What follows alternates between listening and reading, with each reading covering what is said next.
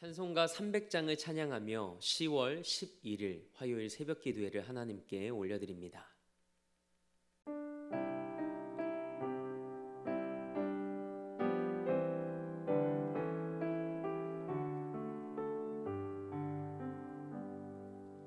내 맘이 낙심되며 근심에 눌릴 때 주께서 내게 오사 위로해 주시네.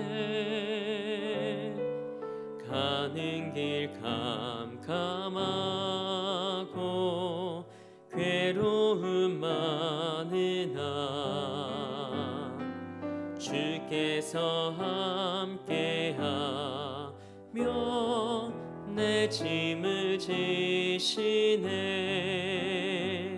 그 은혜가 내게 족하네.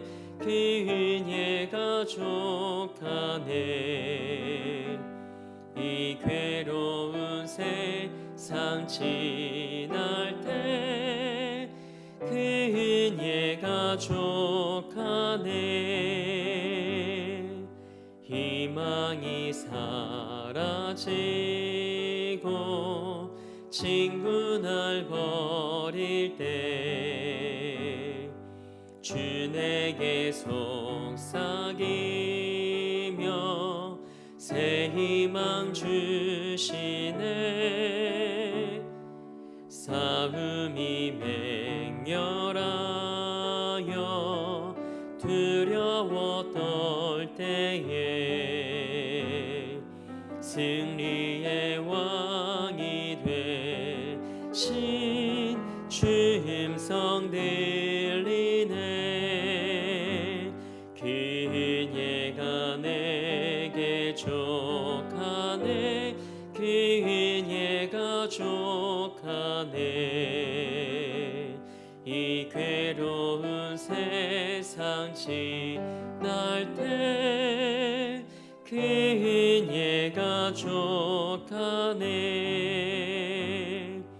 번민이 가득 차고 눈물이 흐를 때 주 나의 곁에 오사 위로해 주시네.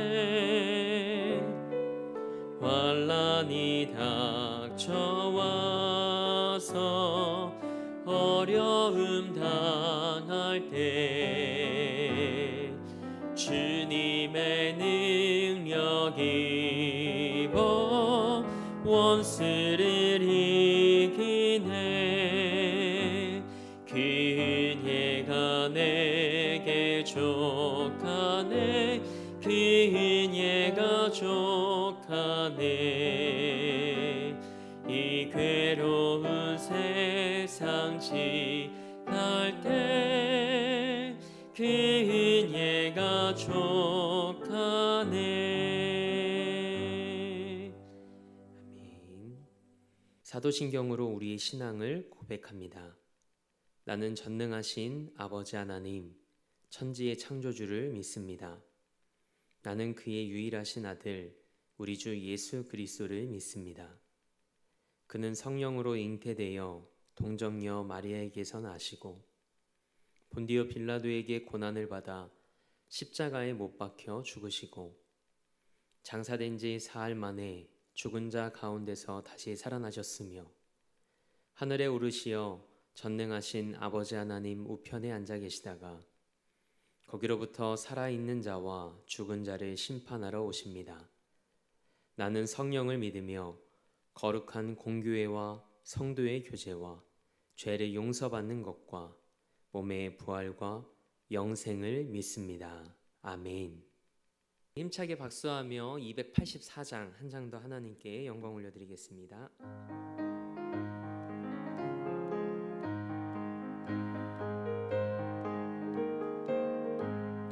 오랫동안 모든 죄 가운데 빠져 더럽기가 한량 없던 우리들 아무 공로 없이 구원함을 얻어 하나님의 자녀 지금 되었네. 주의 그 사랑 한량 없도다. 찬송할지어다 예수의 공로. 주의 그 사랑 한량 없도다. 찬송할지어다 예수의 공로. 주의 보혈로서 정결하게 씻겨 죄악에서 떠난 몸이 되었고 세상 근심 구름 간 곳 없어지니 하나님의 빛이 영화롭도다. 주의 그 사랑 한량 없도다. 찬송할지어다 예수의 공로. 주의 그 사랑 한량 없도다. 찬송할지어다 예수의 공로. 죄의 깊은 잠과 뜬 세상의 꿈을 어서 깨어나라 나의 친구여. 은혜 받을 날과 구원 얻을 때가 지금 온 세상에 선포되었네. 주의 그 사랑 한량 없도다. 찬송할지어다 예수의 공로. 주의 그 사랑 한량 없도다. 찬송할지어다 예수의 공로. 아멘. 오늘 우리에게 주신 하나님의 말씀은 사무엘하 14장 21절에서 24절까지의 말씀입니다. 하나님의 말씀을 받겠습니다 고백한 후에 저와 여러분 한 목소리로 합독하겠습니다. 하나님의 말씀을 받겠습니다. 왕이 요압에게 이르되 내가 이 일을 허락하였으니 가서 청년 압살롬을 데려오라 하니라.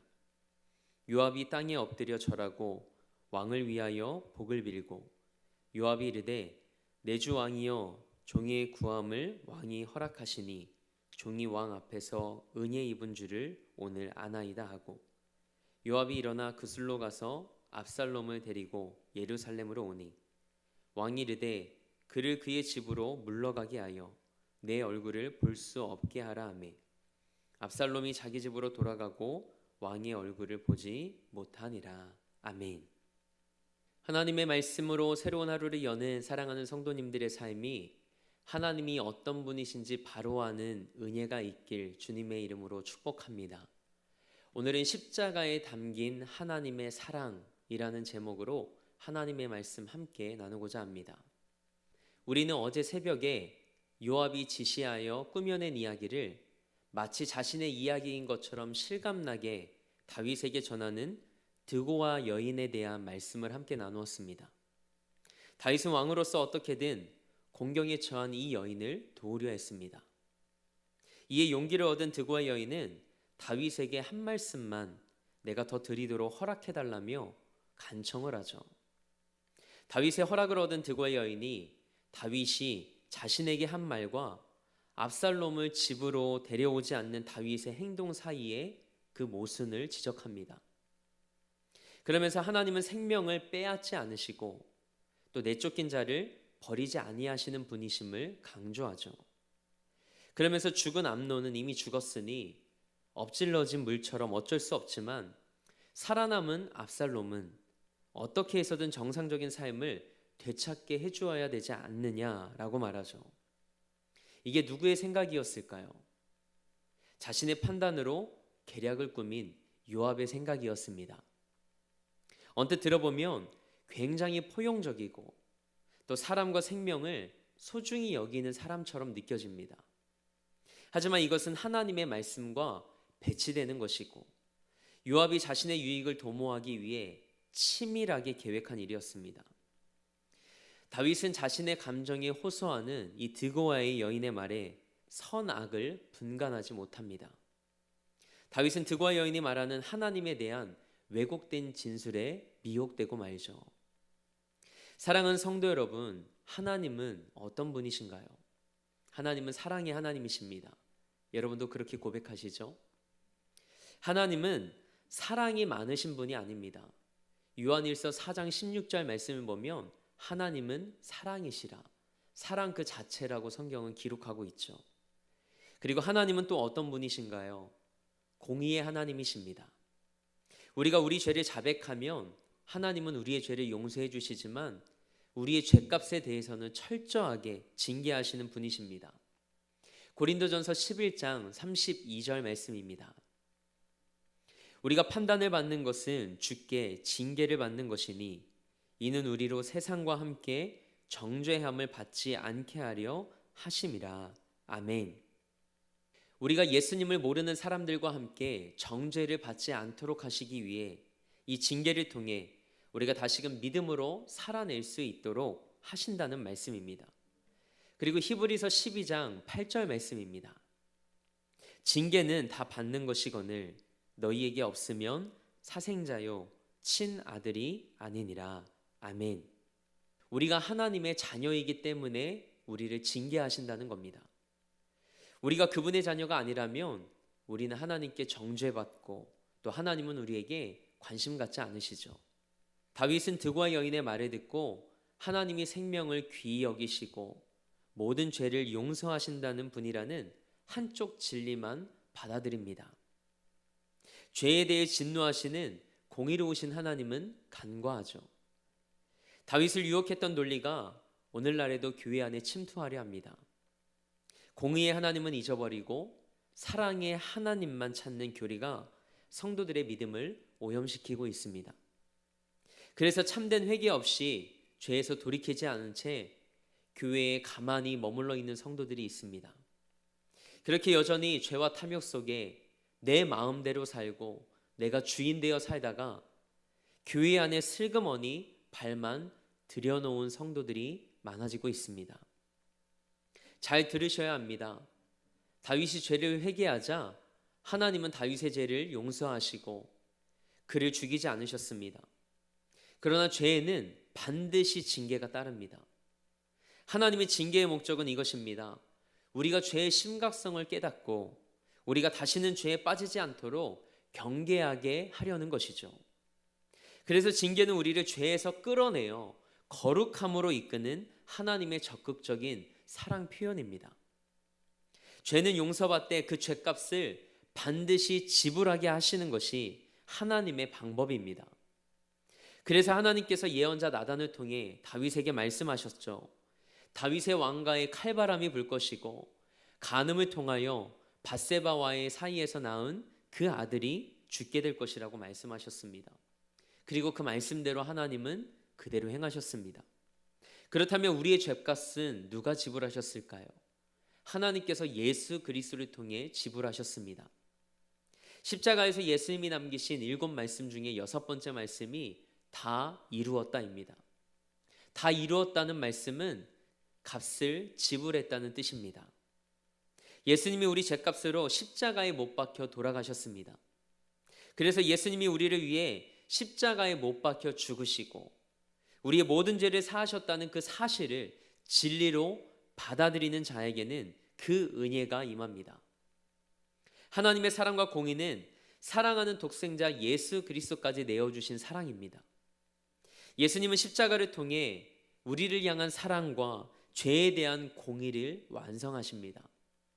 그래서 십자가는 이해할 수 없는 완전한 사랑입니다. 십자가는 철저하게 죄값이 지불된 자리입니다. 하나님의 공의가 이루어진 자리이죠. 그러나 다윗은 하나님의 공의보다 연민의 정이 앞섭니다. 그래서 우리가 함께 읽은 본문 21절 말씀을 보니 요압에게 말하여 압살롬을 데려오는 것을 허락합니다. 그래서 요압이 그술에서 압살롬을 데리고 예루살렘으로 돌아오는데 다윗이 압살롬을 궁으로 들이지 않고 그의 집으로 돌려보냅니다. 그리고 자신의 얼굴을 볼 수 없게 하죠. 그렇게 3년 만에 돌아온 압살롬은 다윗에게 인사도 하지 못하고 얼굴도 보지 못한 채 자기 집으로 돌아갑니다. 요압과 드고아의 여인은 압살롬을 예루살렘으로 돌아오게 하는 데는 성공했지만 압살롬이 다윗과 회유하게 하는 데에는 실패합니다. 다윗이 압살롬을 예루살렘으로 데려온 후 몇 년 동안 보지 못했냐면 28절에 기록된 것처럼 2년 동안 단 한 번도 보지 못합니다. 압살롬은 자신을 예루살렘으로 데려온 요압에게 사람을 보내요. 자신이 왕의 얼굴을 볼 수 있도록 도와달라고 이야기합니다. 그런데 압살롬이 2번이나 사람을 보냈는데 요압은 대꾸도 하지 않습니다. 그랬더니 압살롬이 요압의 보리밭에 불을 지르죠. 그러자 요압이 화가 나서 압살롬의 집으로 찾아갑니다. 압살롬이 요압에게 말합니다. 내가 그술에서 돌아왔는데 왕이 이렇게 대하신다면 차라리 그술 땅에 있었던 것이 더 낫지 않았겠느냐. 그러면서 이제 다윗의 얼굴을 볼 수 있게 해달라고 합니다. 이때 압살롬이 이런 말을 합니다. 32절 말씀입니다. 내가 만일 죄가 있으면 왕이 나를 죽이는 것이 옳으니라 하는지라. 아멘. 내가 벌을 받을 일이 있다면 벌을 받겠다고 합니다. 이것은 은혜를 모르는 태도입니다. 압살롬은 죽어야 마땅한 자였습니다. 그렇다면 오늘을 살게 하시는 은혜를 우리가 받았다면 그는 자신의 죄를 기억하고 돌이켜 이전과는 다른 삶을 살아내야 했습니다. 이것이 은혜를 아는 삶이죠. 그러나 압살롬은 자신의 죄를 끝까지 회개하지 않습니다. 공의의 기준을 타협하기 시작하면 결국 기준이 무너져 죄가 허용될 수밖에 없습니다. 그 기준을 상실하면 또 다른 악을 양산하게 됩니다. 다윗은 상황이 어떻게 흘러가는지 알면서도 아무런 조치를 취하지 않았습니다. 요압을 문책하지 않고 왕을 속인 득와 여인의 교활함에 대해 아무 죄도 묻지 않았습니다. 압살롬을 용서하는 것이 하나님의 공의를 굽게 하는 것인 것을 말하지 않았습니다. 다윗은 사적인 정에 이끌려 공의에 따라 심판하지 않았죠. 다윗은 안일하게 결정했고 이는 결국 이스라엘 전체를 혼란에 빠뜨리게 합니다.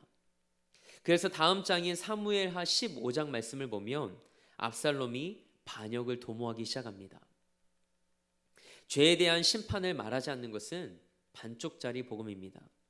하나님의 공의를 생략하고 죄에 대한 심판을 말하지 않는 것은 거짓 복음입니다. 하나님은 분명 생명을 귀히 여기시는 분이십니다. 그래서 사랑하는 독생자 예수 그리스도를 우리에게 내오시기까지 우리를 이처럼 사랑하셨습니다.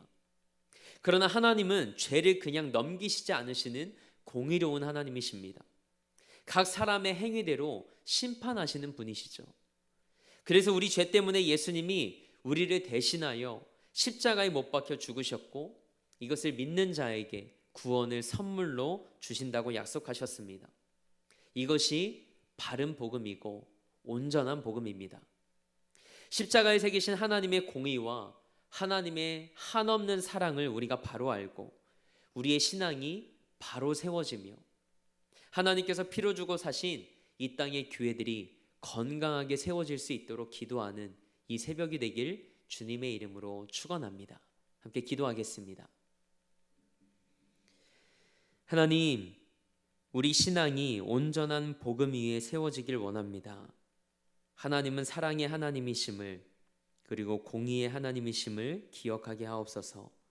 그래서 우리가 우리 죄를 자백하며 우리를 용서해 주신다고 말씀하신 약속을 신뢰하고 우리 죄에 대해 철저히 징계하시며 우리가 다시 믿음으로 살아낼 수 있도록 도우시는 하나님이심을 잊지 않게 하옵소서. 그래서 반쪽짜리 복음과 빗나간 복음이 아닌 온전한 복음 안에서 죄사함의 은혜와 구원의 은혜를 누리며 살아가는 우리 삶이 되게 하옵소서. 오늘도 이 나라와 열방을 위해 기도합니다. 온 땅의 주인이신 주님, 온 열방이 하나님의 하나님 되심을 인정케 하옵소서. 이를 위해 세상에 무릎 꿇지 않는 자들을 남겨주셨사오니 그 믿음의 기도를 통해 하나님의 살아계심이 만방에 드러나게 하옵소서. 우리 대림교회를 위해 기도합니다. 영혼을 구원하고 삶을 변화시키는 재단으로 하나님께 쓰임받게 하옵소서. 111의 사명을 위해 함께 기도하며 하나님의 꿈을 이루어드리는 교회 되게 하옵소서. 담임 목사님 기억하여 주셔서 이 지역과 이 땅의 복음의 커다란 숲을 이뤄나가는 은혜의 도구로 사용하여 주옵소서. 그리고 우리 사랑하는 성도들이 삶과 가정과 일터에서 하나님과 기쁘게 동행하는 하루 되게 하옵소서. 오늘도 삶의 자리를 성전 삼아 미디어 예배로 이 하루를 시작합니다. 오늘 하루 십자가의 사랑과 그 은혜가 다시 우리 안에 깊이 새겨지게 하시고 그 복음에 걸맞는 삶으로 하나님의 영광을 위해 성령님과 함께 걷는 삶이 되게 하옵소서. 그렇게 일하실 하나님을 기대하며 우리 삶의 목적 되시고 이유 되신 우리 주 예수 그리스도의 이름으로 기도합니다. 아멘. 하늘에 계신 우리 아버지, 아버지의 이름을 거룩하게 하시며 아버지의 나라가 오게 하시며 아버지의 뜻이 하늘에서와 같이 땅에서도 이루어지게 하소서. 오늘 우리에게 일용할 양식을 주시고 우리가 우리에게 잘못한 사람을 용서하여 준 것 같이 우리 죄를 용서하여 주시고 우리를 시험에 빠지지 않게 하시고 악에서 구하소서. 나라와 권능과 영광이 영원히 아버지의 것입니다. 아멘.